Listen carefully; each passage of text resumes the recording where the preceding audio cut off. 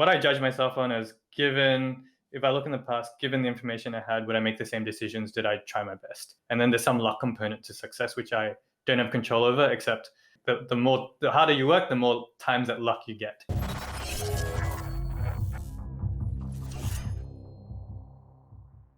What's up, everyone? It's Justin Khan. Welcome to my podcast, The Quest, where I dive into the ups and downs of trailblazers around me to help you figure out life and get to where you want to be. Before we start, bang that subscribe button for unfiltered conversations on tech, entertainment, and wellness every Tuesday. Today, my conversation is with my friend Moses Lowe. Moses is the co-founder of Xendit, the premier platform for payments in Southeast Asia. I got to know Moses when he went through Y-Combinator in 2015. And when I met him, he literally had cockroaches flying around his office. If you're starting out as a founder, this is the journey you want to hear about. Enjoy this episode. Moses, thanks for joining me. I'm super excited to have you on the podcast. Thanks for having me. I want to just dive in. We've known each other for a while, but I want to give everybody context. So I was doing some research and I wanted to hear you tell me about how you played the game of life in your school class at the age of 13 and how that changed your life trajectory. Interesting. So I went to a weird school where my teacher made games for us. Every Friday we'd play different games. One of the games was a stock market game. And I remember that's the first time I learned about the stock market. We got paper money, we invested it. Another game was a feudal game where we were all assigned different roles. I was a winemaker with my best friend. And by the end of that, I ended up richer than the queen. I think the game that's most interesting, though, is he called it a game of life, where we did a test and we were assigned different jobs. Me and my best friend were the doctors in the village. And you had to go to the doctor every X period in the game. We realized pretty quickly that we were a monopoly. So we raised all the prices and became relatively wealthy compared to others in a short period of time. So then I bought my friend's electronics business, and in this village, there's only two of every kind of business. But because we were making money as doctors, we then dropped all the prices of electronics, and then we bankrupted our other friend, and then we bought his business out. So we had two monopolies, and it was that parent-teacher interview that my parents said, the teacher said, maybe he might like doing business. And so I remember that being told to me, and I kind of haven't looked back and always knew, hey, I was going to start a business or what's now called entrepreneurship. So how did you get there? So you're growing up in Australia. You're from Malaysia originally and then grew up in Australia. How did you get from there to, when we met, when you were starting your first business? Yeah, so I come from a family of entrepreneurs or underdogs, I suppose. My mom's side's from Indonesia, but he was a janitor most of his life, and he taught himself the stock market and made money that way. My dad's side, my grandfather, his first job was collecting sticks and selling it in the market.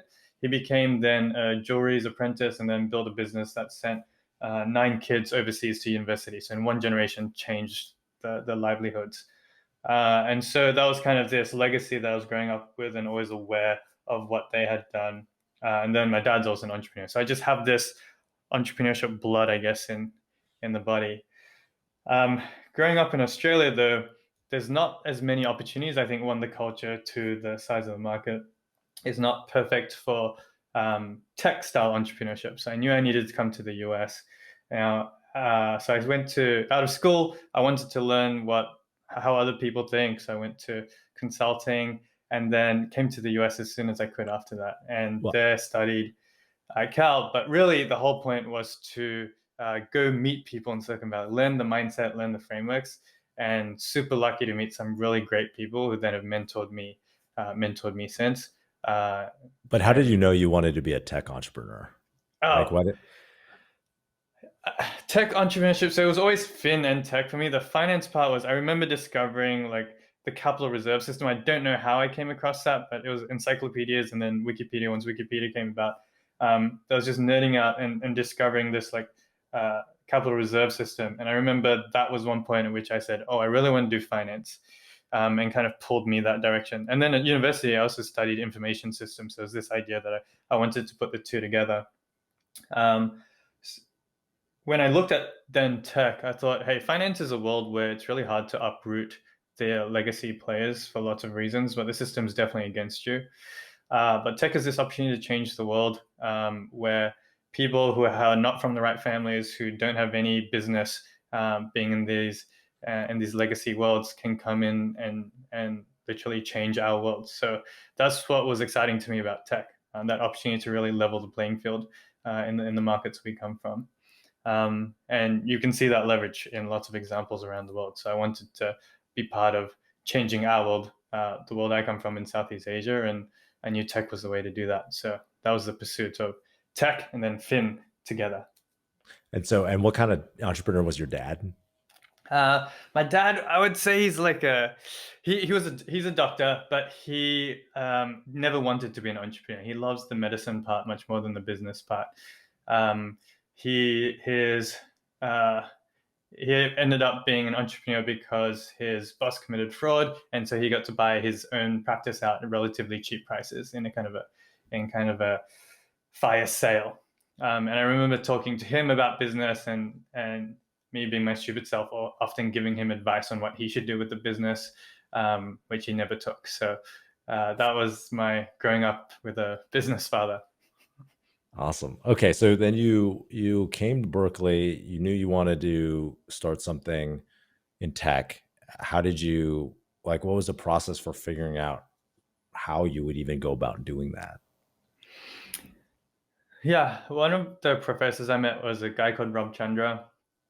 He's Forbes Midas list 5 times. Ran Was at Bessemer for a while. Started the India office, I believe. Um, I met him, and he gave me a lot of advice on how to start. And he said, first thing you have to find is founders. So I knew I had 2 years at school, so I spent the first year finding founders. And me being the business mind that I am, made an Excel sheet of everyone that I met and who I thought might be a good founder. And then I wanted to test that. So with the founders that I have now, we ended up doing hackathons together, and we did a few like 24-hour hackathons because I figured that's the best way to actually figure out how people are. It's hard to hide in a short environment, high stress, and whether we could work together. And so the first ever hackathon we won was a Andreessen Horowitz Bitcoin hackathon between Berkeley and Stanford. And that was when we decided, okay, this is the right team. We know we can work together. We won a few more hackathons after that, and then we launched the business. Wait, did you get a Bitcoin award in that We hackathon? did. It was 3 Bitcoin. Oh, that's pretty good. Did you keep it? We kept it for a little while. We sold it. We made good money. Not as good money as if we held it till now, but definitely good money for the time. That's amazing. Okay, so you want like you that's pretty strategic actually. Most people learn like just partner with their friend, or, some random friend that they have or whatever, their whatever programmer is available. That's basically what I did with Emmett. But you kind of had a system and went through and found your 2 co-founders, and then like once you had your co-founders, you were doing these hackathons. How did you come up with the idea? Like, what did you want to build? Yeah, we I didn't need to have the idea come from me. So I cared much more based on advice from Rob around the finding the right people rather than the right idea. Anyway, the idea changes. So I remember we got into a room and we said, okay, what are all the ideas we have? Wrote it out on a whiteboard, put it on a 2 by 2 matrix of like, what could we actually accomplish and how big is the prize here?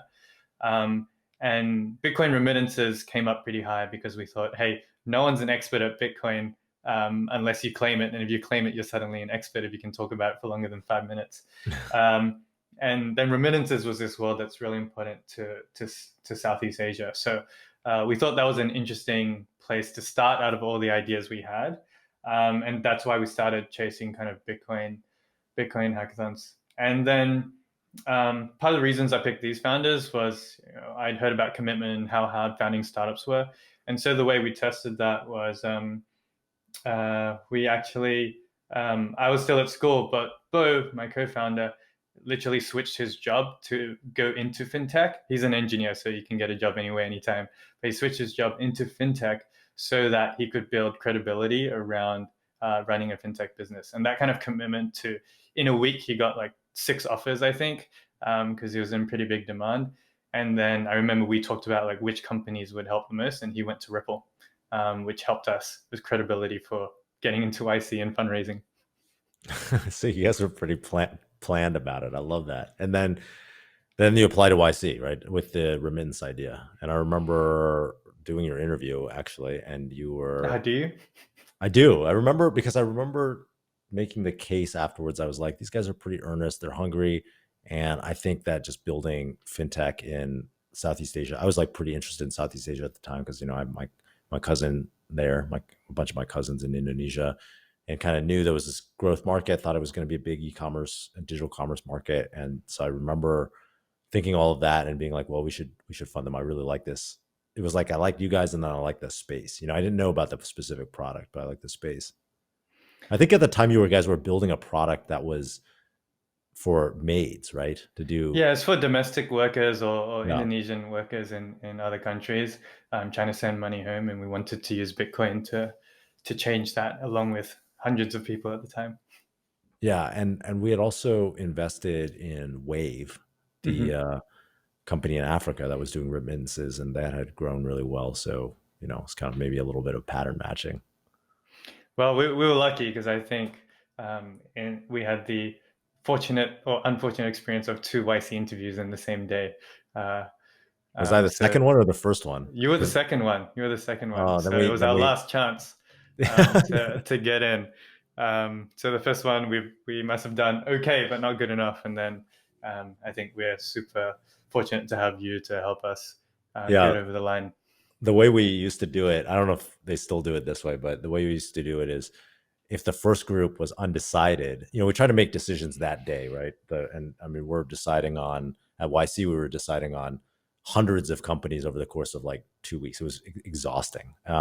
So each, there were a couple of different interview rooms, and we kind of randomized them every time and mix it up just for fun. And so I don't even remember who I was with, but it's like the process is if you can't if the first group if you interview someone and you're like, well, they could be good, but we need a second opinion. Usually it's like yes or no, right? If it's maybe, then it's like send them to re-interview with someone else and say at the end of the day you got to go talk to these other people, and then those people ultimately like kind of get the decision. That's how we did it. So you got like a reprieve, and then I guess I in that case, I think I did really make the case for you guys. So like that was probably it. Yeah, I'm super thankful for that. We've thought about that day many times because that changed the trajectory of our lives. I remember the first interview was Sam Altman. We got grilled. I don't think we did very well. And then the second interview, we decided to totally change our tactics and totally change the way we showed up. And I remember Jeff Ralston said, "You don't understand your customer." And then for the first time in my life, I like talked back to authority and said, "No, you don't understand our customer." And in my mind, got into a fight with Jeff Ralston, which probably in his mind was just a conversation. But for me, I was freaking out because I'm never, the Asian in me was never willing to object against authority. That's Um, funny. In our first YC interview, like Emmett and I for Kiko, our very first company, that was the calendar company in 2005. He spent the whole time arguing with them about whether JavaScript heavy, client side apps would ever be a thing. They were saying no, it's always going to be computed on the everything important will be computed on the server, and he was like, no, the future is like these rich client apps, which is came and basically now went as everything's mobile. Like where it's become the standard. wow. Um, So there's but pattern anyway, recognition around yeah, arguing. exactly. Maybe arguing is what did it. I love that. So okay, but you had nothing at the time, right? Like there was no product yet. We had no product. We had met Kevin Hale at Berkeley, and he had said launch. So we had launched something, but traction was like minuscule. It was, I think we had done 30 or 40,000 in payments volume at the time, tiny. So yeah, we had So the right traction. It was moving the right direction, but it was early. and so like tell me about the process of going through that very that YC batch in 2015 and what it was like for you. Yeah, it was a little bit of a different YC experience because I was mostly in Asia. I think I made only 3 dinners or so, but I had to be in market. The first 6 weeks was pure failure. It's a 3-month course, so it's first 6 weeks failing. We didn't get the traction the same way. I remember going to group office hours, and in my case, I was comparing also to the other Aussies. The other Aussies, one of them, they were growing from memory, it was like 20% profits month on month, and the other Aussies were the first commercial drone delivery company. and they had won some like NASA deal or something during YC. So there was just these like amazing people, and then us who were fledgling. I remember then 6 weeks in, I came back from Asia and had office hours with you, Justin. I don't know if you remember it this way, but this is the way I remember it. 12 minutes conversation. And I'd said, hey, we're not doing very well. Traction isn't there the way we want. Um, Here's the best 3 ideas we have. And one of them was a Venmo for Indonesia. And I think at 12-minute mark, because I remember looking at the clock, you just looked and said, why don't screw it? Like, why don't you just do Venmo for Indonesia, launch in a week, see what you can do? And so we took that really literally. And so we pivoted. In a week, we launched. And then I was back in Asia at this time. 6 weeks later, for demo day, we'd gotten 16,000 users. So we'd found this kind of viral pickup of a Venmo style product. And then that led to demo day. So we went from this, I suspect, black sheep that others might have given up on into this like, oh, we've actually got the right kind of YC story and graph that YC expects within 6 weeks. So it was pretty terrifying kind of 3 months for us. But I think the right experience to understand what it's like to fail. And then I remember asking you in that same discussion, what does product market fit feel like? Because we hadn't experienced it. And you said, it feels like drinking from a fire hose when you can't meet, like there's so much coming in that you just can't handle the demand. And so that was what it felt like. Once we had 16,000 users in 6 weeks, it was just like the growth was just enormous and we couldn't keep up. So that's my memories of YC. I love that. That's amazing. I'm glad I was able to provide an idea that ultimately didn't work out. Well, actually, it was your idea. I'm glad I was like able to push you to an idea that grew virally. But so one of the things I have written down here is that one time I gave you the advice to just be a cockroach and survive no matter what. Do you remember that? That's a quote that I think most Xendit people could quote back to you anytime they hear that story over and over again. I'm in your company brainwashing your employees, and I don't even know it. Yes, and it's because cockroaches are a very real thing for us. I remember in our first office, we would talk about the cockroach thing a lot, and we have lots of people who are scared of cockroaches, and then even better is the flying cockroaches. So those are very real time when we're working out of a house, the kind of equivalent of a Silicon Valley garage. And we'd have cockroaches flying around. So it was really this like very real, it wasn't just like an abstract thought about some animal, which we don't see very often here in the US. It was like something real that we saw every day. And they're really hard to kill. So we took that to heart, and we have it still in our culture decks that people get onboarded with, is like, be a cockroach to whatever it takes to survive. And we love that analogy. You can survive, the story of you can survive a nuclear meltdown, and how hard they really are to kill because people are so scared of them, but they're tiny. So tell me some of the times when your company's applied that advice, or you've applied that advice on your journey. Yeah, there's a few ways that we talk about it. One is around burn. So we said early on, hey, we want to be really, really controlled around burn. We need to survive no matter what. And with the first Indonesian company into YC, will anyone ever invest in us after demo day? And making sure we extended the runway. So we talked a lot around like, when we spend money, we need to return 10x to investors. So is this the right way to spend money? Do we really need to buy this expensive thing, or do we buy the cheap one? So that was one way which we thought a lot about being a cockroach and making sure we had the runway.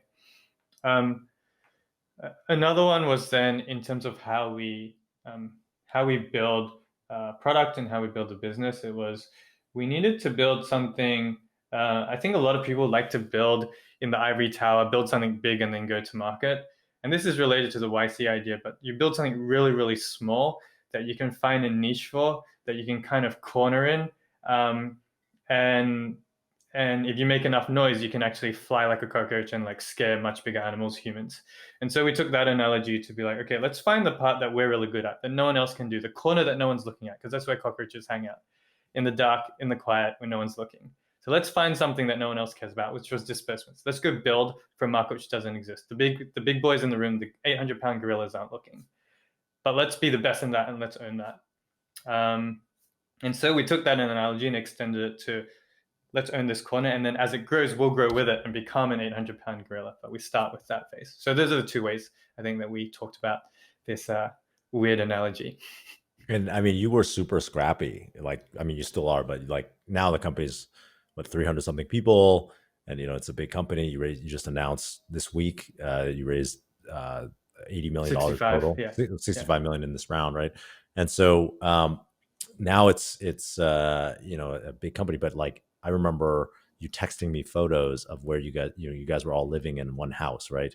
You and your Yes. yeah. Yes. So we, for the longest time, for the first 3 years, we worked and lived out of the house, and I have to give props to my wife for this, but we lived in the office, which was the house. But I wanted to work 24/7, so there's nothing like the trade-off was, hey, I'll get to spend more time with you if I don't have to commute. So if you live upstairs and the office is downstairs, that's a really fast commute in between. And so great support on her. But for the first 3 years, I lived at the office quite literally. And then we also we call them Xendit houses, but we would actually then bring Xendit employees to live in the same house too, so that we could, it's this YC idea of like live, work, eat, play, build together. And so we extended that beyond the founder, which is how YC normally talks about, to our first 30 employees, where the first 30 employees all lived within like a 100-meter radius of the office in houses nearby. And we still have those Xendit houses today. We probably have 30 or so employees that are living in kind of Xendit subsidized homes because they've always have. Wow. So how did that develop into, like, what are the cultural things that came out of that in the company today? Yeah, we were just solving for like wanting to work hard and work together, but there was a few really great cultural things that happened. One is a lot of us are not from Jakarta. A lot of the folks we hired were from other cities around Indonesia. And so we effectively became the closest thing we had to friends and family. Friends because we saw each other all the time, but family because we didn't have any support network. So we had to rely on each other, which made for this really, really, really close knit culture where you spend 24/7 with the same group of people. Almost cult like, what might say on the other end. But this idea that you are always hanging out, and it means that we don't have to solve for certain things others have to worry about. We don't have to worry about process for passing information. We don't have to worry about hierarchy. We don't have to worry about politics because everyone knows everyone really, really well. And that actually grew to like 60, 70, 80, where we're still operating out of this house idea. And we had most of the company either living in like houses together or very close to the office. And we also hired groups of friends so that we always had this really tight-knit culture. And that's, I think, really different from other companies anywhere else in the world, but definitely in Indonesia, where it was hard to find people who are really passionate about work, who didn't mind working 7 days a week, who, when things hit the fan, are willing to be there 24/7. We've worked with other companies or vendors or customers where their customer support team will go home on time because that's the time that they're paid, whereas for us, we'll do whatever it takes. So yeah, there's a whole bunch of great cultural implications from running this very weird system. Close-knit family, people willing to put in passion and work hard. And then when things hit the fan, there's always people around to support. I think that's amazing. And one of the things that comes up for me is like that's kind of like the way that we worked with Justin TV, where we were living in the same place. We worked there. I mean, it was really only extended the founders, kind of like you were saying, was like the YC way.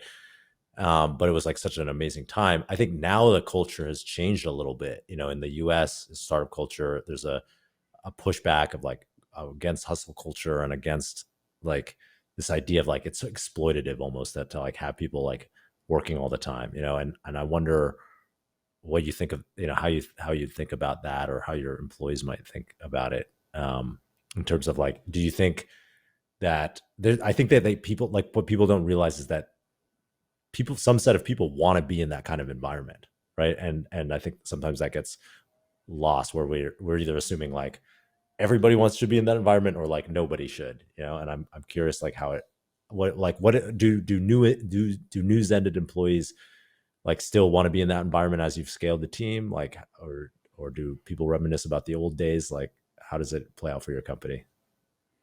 Yeah, a mix of both. I mean, I definitely can't say what's right for everyone, but I think for us it was the mission we were on is we get a really rare opportunity in history to change our world, to define the rules to be the way we want it. For example, small companies before us, you wouldn't even be able to talk to the payment methods because the banks wouldn't work with them. And we're able to get them all the payment methods they want. I know that sounds really simple, but you can't start a business if you can't get paid. And the big banks wouldn't talk to you. So you couldn't actually accept payments. And that's a problem that's solved in America many years ago, but is brand new for us. So we have this very clear mission that we're going to build roads and railroads into the wilderness. We're going out west where no one else has gone before and doing it in ways others won't. And we're going to build these underlying pipes and infrastructure. And so I think we're on that mission wholeheartedly. And so I don't think people minded. And anytime we talk about those times, it's always with smiles and great reminiscing. Yes, it was painful at the time, but those are some of the best bonding moments that we had. So I think in hindsight, we're all really happy about that. And I literally have a message in my Slack today, just someone saying, people reminiscing about the PR news that we launched around the 65 million, people saying, the best times are still Langsat or Tetayasa, which is the name of the offices that we gave ourselves. So people still remember those days really, really fondly. How it affects us still today, I think a lot of that culture still remains. So for example, we have some massive customers coming online in the next 2 months, and we've kind of called ourselves a period of wartime where we change how we do things. There's less process, there's more escalation of things. We're asking people to work 7 days a week, and people are doing so like without hesitation, without any worries. They're self-organizing into teams. So a lot of that culture has actually stayed. And I think it was really hard. We questioned ourselves during COVID how we make that happen. But I think we talk about the word culture a lot. We talk about how we build that culture. And so that has stayed. I saw the self-organization here. We know it's going to suck. We know that we're being ridden into the ground. We know it's unsustainable. We'll take a break at some point. But the self-organization into a world that we see now, really proud of the team and how we've stepped up. Yeah. And you yourself survived some pretty gnarly experiences in your startup journey, right? I remember you texting me images of your house/office flooding at one point. But Yes. yeah. We But moved. aside from, so also I was going to say, like, you've also been to jail for your company, right? And spent a night in jail. So tell me about these, like, the tough experiences. I haven't spent a night in jail, so Okay.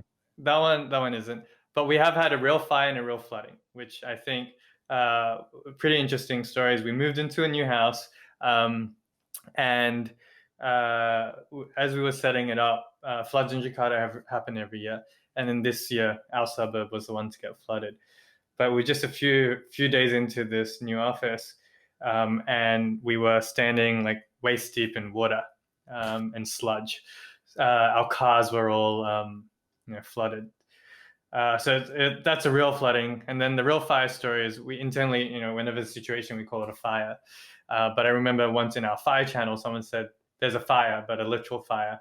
And we're like, what are you talking about? Like, what do we need to fix in our systems? And actually, our next door neighbor, like the shared trash space was like on fire, literally. And we had to go literally put that fire out, same office. So kind of both extremes of floods and fires. Tell me about, like, COVID and seeing kind of the business, really take a hit during COVID had to be stressful. Like, I'm curious what your internal mind state and process were. Internal mind state and process. So I tried to separate my internal mindset from what I needed to do in my role as trying to lead at the time 200-ish people. And so it was purely about rationality of, hey, things happen. We can do nothing about that, but we can't do anything about the cards we're dealt. But with the hand that we have, we can play it the best we can. What we're really good at Xendit is rallying. So when bad things happen, we will rally. And so we sat down as an org and we said, here's a strategy. Things happen, that's fine. Let's diversify out. What does it mean to diversify? Sales, we need to go understand what customers want. Product, we need to go build what customers want. And all hands on deck to accomplish those things. And so I think it was I remember there was one town hall that was really important where we laid out this plan on what we'd do to look after ourselves, how we would make sure we didn't have to we had a good war chest, so we didn't have to make any cuts, and could rally together and just focus on the right problem instead of worrying about the world outside, just worry about how we rebuild the business. So I think that was within the org, how we thought about COVID. Things happen, here's a plan, let's execute. My own internal state, in hindsight, I can say this. At the time, probably I wouldn't, but there's definitely a little bit of element of fear of like, we've built this whole thing and then this external factor comes in and brings it so much down. But I think that this is where investors were really helpful. And I think the right mindset was, hey, this growth is locked in. These customers aren't going anywhere. These industries are going to come back. It just may not be in the next 2 years. And then find the opportunity in this, which is the cockroach thing. Find the opportunity in what's here. We have the war chest to survive. So that's not what we need to worry about. So then the opportunity was, let's go after new verticals. Let's go after things that we couldn't have in the past because we have big customers coming to us with the request. But now we can actually go wider. And then we got greedy and we said, if we can get our heads around the idea of like pain and anguish, there's actually massive opportunities during recession times. I remember Airbnb spoke about this in YC. I remember Weebly spoke about this, the story behind the news, when they were talking about like these recessions being really important times to expand market share. And so that's what we said. We've seen Amazon 99, Google 2000, 2008 more recently. These recession times are times where you'd be aggressive on market share. So we expanded to the Philippines, for example, during COVID. So we just went more aggressive. Amazing. One of the things that you wrote about in the past is kind of feeling the need to compete with your dad as an entrepreneur and be more successful than him. I'm curious if you feel like you've made it and been able to release that, or like, is that something that like it's like competition can be a powerful motivator in the beginning, but I found it oftentimes can be, can turn into the monkey on your back. I wanted to ask you how you feel about it. For some reason, I feel like I always need to be an underdog and I always need that competitive pressure. And it's a friendly one. I have no issues. I have no issues mentally with my parents, but I remember my dad saying like, hey, talk to me when you've succeeded in the same way. So there's this sense of like, hey, you're not an equal footing. And he's good at what he does. His number grows every year too. So there's a big number to hit. And I don't think I'm there yet. I think what's harder is the grandfather story because like I had all the tools in the world. I had an education. I don't have to worry about food on the table. I don't have to worry. The opportunity landscape was just so different. My first job wasn't collecting sticks and selling sticks in a market. I went to university. My first job was, at BCG. So very different. So then understanding where he got to given his opportunity and then what I would need to get to given my opportunity.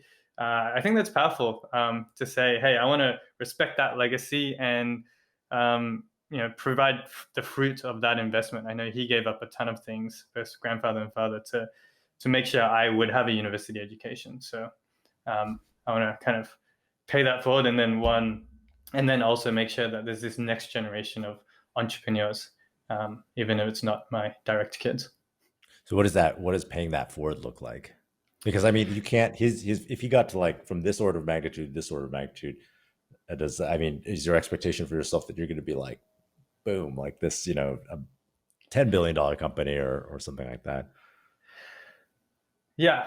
I think the expectation for myself is, I know that there's a lot of luck involved. I think you also said that. I think at one point you said startups is like 6 years of hard work and 1 year of luck. And an overnight success is like many years of years in the making. So I have that in my head often. So for me, it's been what I judge myself on as if I look in the past, given the information I had, would I make the same decisions? Did I try my best? And then there's some luck component to success, which I don't have control over, except I forget who told me this, probably you or someone at YC. Like the harder you work, the more times that luck you get. So yeah. Did I work hard enough? That's kind of the test for myself. And then the success will come from that. But how I'm thinking about paying it forward is I really like the idea of the PayPal mafia, which is you have all these people from the PayPal world, which then built the massive generation of founders and investors in the next billion-dollar company. So I'd love to do the same for our markets, where I would like to make sure that at Xendit, not just give skills, you get skills everywhere. But I think so much of our minds is having the right framework in life and having the right mindset. Easy example, our first 12 employees, I love what they said to me about a year ago when I was talking to them. And they said, our minds have changed from them to us, meaning we used to look and say, those guys make billion-dollar companies, those guys can make successful startups. Now it's, if I want to, I know how to make a successful startup.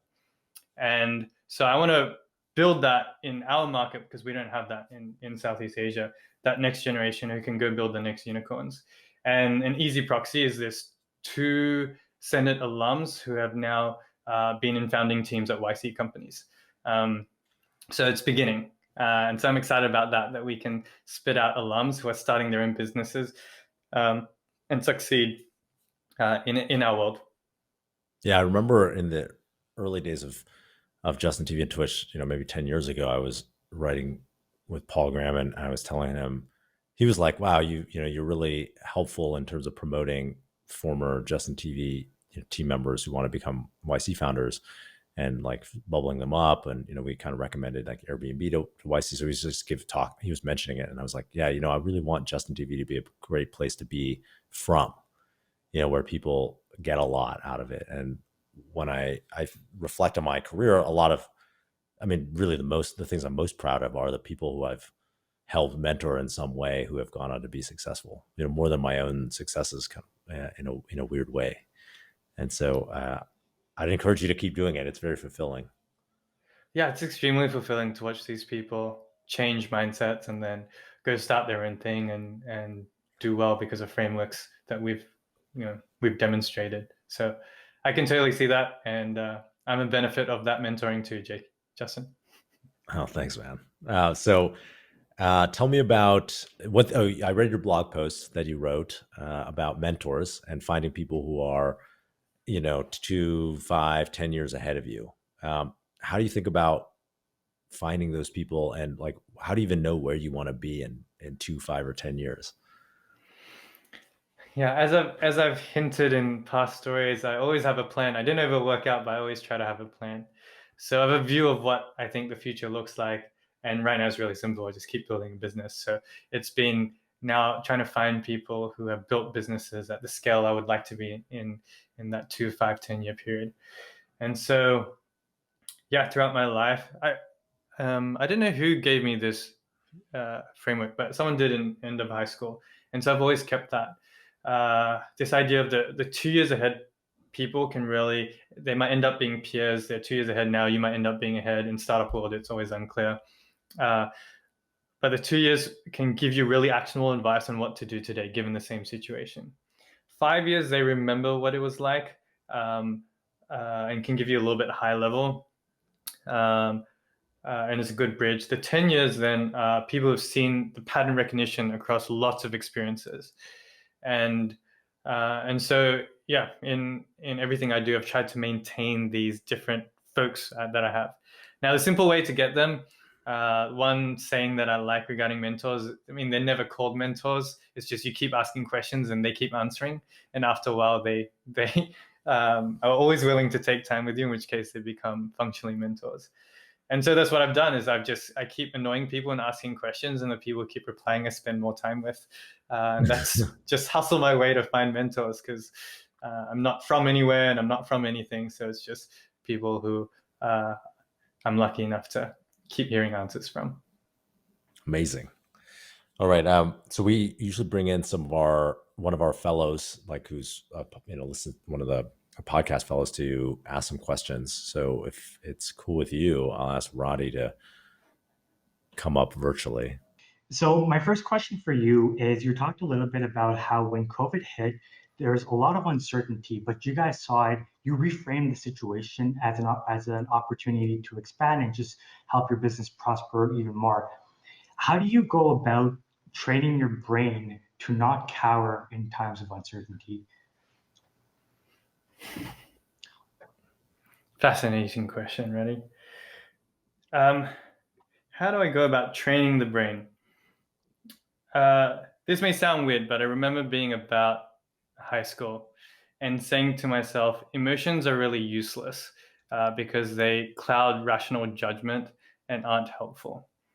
So I don't know if that's right or wrong thinking. I know the world is more moving towards embrace your emotions, but at least for me, what worked is saying, hey, in everything I do, whatever emotions I allot myself time to feel them, and then I put them away. So when I'm sad or when I'm unhappy or something disappointing, I get a day, an hour, whatever it is.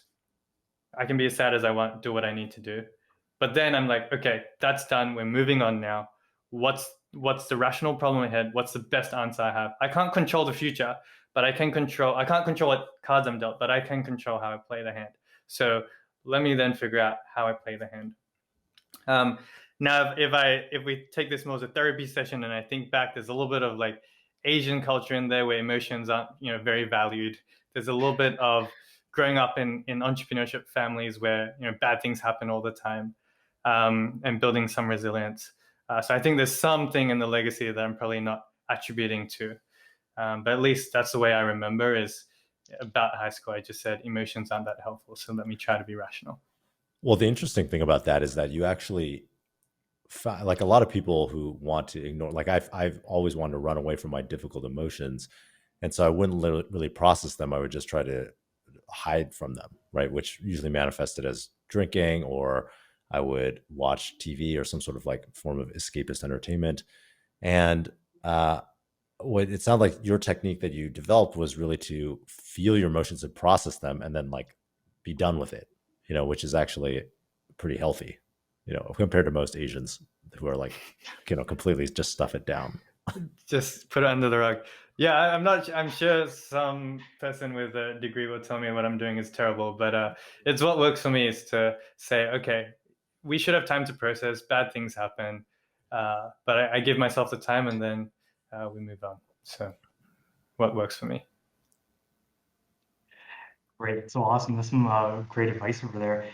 So another question from one of the people in our Discord, IJ. So you've been to post-secondary a couple of times, first in Australia and then University of California, Berkeley. Can you talk about first, do you have any regrets from attending post-secondary more than once or even just in general? And can you talk about one or two things that you gained from the experience that you thought were to a certain degree invaluable? Yeah. Do I regret? No. So I think there's a different framework where you're coming from. If I was born into Silicon Valley to tech parents and had the opportunities of me sitting in Silicon Valley, that would be very different than if I was born to an immigrant family of a doctor in a town of 300,000 in Australia. So I think there's a very different kind of framework to think about the world. So for my kids, when he's growing up in a tech world and has, does he need to go to university? Probably not. But the way I thought about it was, hey, for optionality and for some base of starting, I needed to go to university. Now, I was lucky to be it was all covered for me, so I didn't have to worry through scholarships and such. So what I learned from that experience was social skills. I'm naturally an introvert. I don't like being in public that much. I'm not very good at it, I think. So I think the social skills of having to go interact with people every day in a big environment, because I'd come from a small town, was very different than before. And out of that came some of the best friends that have then helped push me. We've all done different things: private equity, hedge funds, consulting, banking, whatever. But that volume of thought, which I think we all appreciate, and I couldn't have had otherwise, has been really helpful. It also was the first time I heard about startups. So Atlassian is actually the same degree, same scholarship, a couple of years ahead of me. So I heard about Atlassian before it's the Atlassian that we know today. It was when it was three guys in a room doing something called SaaS, where instead of making you buy boxes of Windows software for $100, you'd pay a subscription fee every month, which was brand new at the time. So that was partly the inspiration. So I have First University to thank for that. The second for me was I needed to get to Silicon Valley. And when I looked at jobs with working in consulting before, I couldn't get jobs that no one wants consultants in Silicon Valley for good reason. We're pointless. But I thought at the time it wasn't pointless, but I couldn't find roles that were interesting, or that like interesting roles that wanted me, which is fair enough. I understand in hindsight why. And so Berkeley was then, I needed to get to the Valley, and I realized that if I was a student, I could open nearly any door because there's tons of alums and people are just generally helpful to students. And because of the way I look like an undergrad. And because I can talk a little bit of tech, people assume I'm an engineer. So I could get into lots of conversations as a Cal student. And so that's why I chose to come as a student. It was just this 2 years of freedom without having like a proper job to go do and execute on every day. Freedom to just go meet people and learn. And so in the second Berkeley, there was mentors that I found that are super helpful. So Rob Chandra, unfortunately, he passed away, but super important for setting my mind right. I remember going to him once and saying, hey, I've got these great ideas for a business. And I spoke to him for 20 minutes in a 30-minute period. And he said to me, he stopped me at 20 minutes and he said, this is where I remember it. He's a very nice guy, so I'm sure he said it nicer. But the way I remember it is he said, Moses, if your idea isn't worth $1 billion, don't come talk to me again. And that was cool for two reasons. Because first, okay, yeah, I screwed up. I should come with only $1 billion ideas and not waste his time because he's an important person. But two, he believed I could come up with $1 billion ideas, and he took the meeting assuming I had $1 billion ideas. And no one had believed in me like that before, despite it coming from a reprimanding point of view. And so there were certain frames and mindsets that changed at Berkeley because I went from Australia, 20 million, small town, small country, to $1 billion is the minimum bar. So huge frameworks change. So for me, that's why the two were really useful. Not for what I studied, but for the life lessons I learned. Wow, that's awesome. And speaking of Atlassian, I have one final question for you, Moses. So there are a bunch of people in our Discord that live in Australia right now.